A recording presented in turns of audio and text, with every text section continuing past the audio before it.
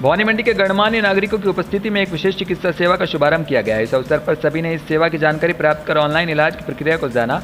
वहीं प्रशंसनीय है कि हाड़ौती की पहली ऑनलाइन इलाज सेवा आज से भवानी मंडी में शुरू की गई, जिसमें यहीं से अहमदाबाद के जाने माने विभिन्न प्रकार के स्पेशलिस्ट और सुपर स्पेशलिस्ट की सेवाएं प्रारंभ की गई।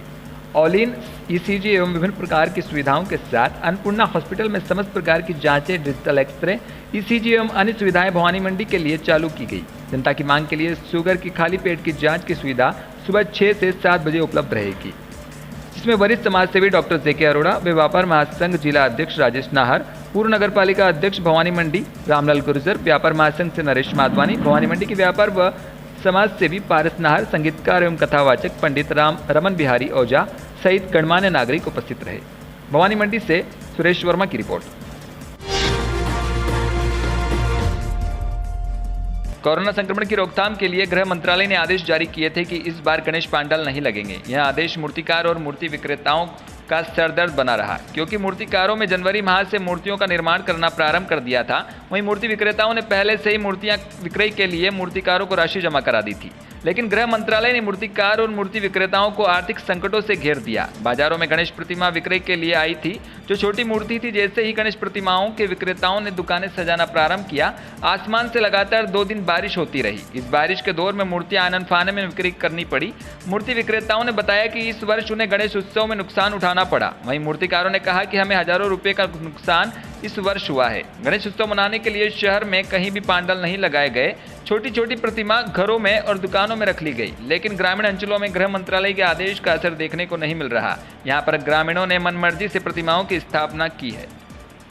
बरेली रायसेन से ब्यूरो रिपोर्ट राकेश दुबे के साथ सौरभ सक्सेना।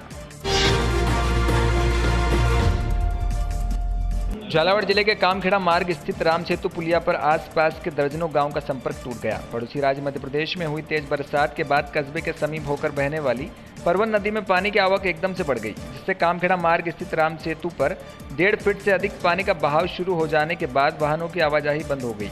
प्रत्यक्षदर्शी ने बताया कि नदी में अचानक से पानी की आवक शुरू हुई और देखते ही देखते पुलिया पर होकर 1.5 फुट की चादर चलने लगी।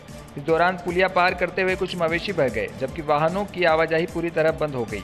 नदी में पानी की आवक लगातार बढ़ने से आगे राष्ट्रीय राजमार्ग संख्या नंबर 90 पर स्थित पुलिया पर भी पानी आने की संभावना बन गई थी। हालांकि समाचार लिखे जाने तक पुलिया पर होकर बड़े वाहनों की आवाजाही जारी थी, जबकि कामखेड़ा मार्ग पर आवाजाही पूरी तरह बंद हो जाने के कारण हरनावत शाहजी में हाट की खरीदारी करने पहुंचे ग्रामीण अटक कर रह गए। इधर कस्बे में सुबह से ही रिमझिम बरसात का दौर जारी है, जबकि खाल नालों में उफान का इंतजार है।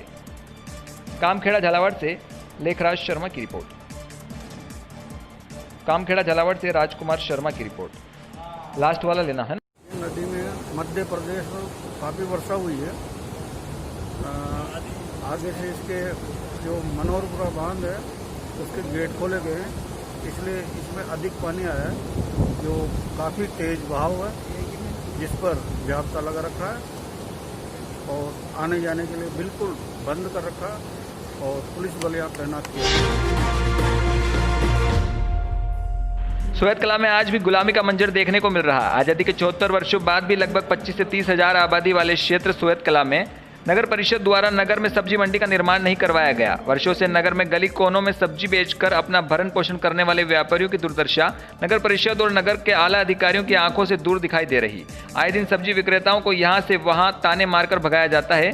व्यापारियों के सामने अपनी आजीविका चलाने का संकट मंडराता दिखाई देता है, इसलिए दर दर भटक कर अपना धंधा करने को मजबूर है। नगर परिषद ने व्यवस्थाओं के नाम पर ढकोसला किया हुआ है। महावीर मार्ग पीली खुदान रोड के किनारे किनारे चूने की लाइन से ब्लॉक आवंटन कर रोड पर होने वाली घटनाओं को बढ़ावा दे रही है नगर परिषद सोयत कला। सोयत कला से कमलेश माली की रिपोर्ट। पिड़ावा कस्बे में कोरोना से एक और व्यक्ति की मौत हो गई। कस्बे कोरोना से मरने वालों की संख्या बढ़कर 2 हो गई। मृतक का प्रशासन की देखरेख में अंतिम संस्कार किया गया। कारवाक उपखंड अधिकारी लक्ष्मीनारायण प्रजापति ने बताया कि कस्बे में नयापुरा निवासी एक व्यक्ति को सांस लेने में तकलीफ के चलते कोटा में भर्ती करवाया था। वहीं पर इलाज के दौरान उनकी कोरोना की जाँच करवाई गई थी। जांच रिपोर्ट पॉजिटिव आने के बाद से ही उनका उपचार चल रहा था।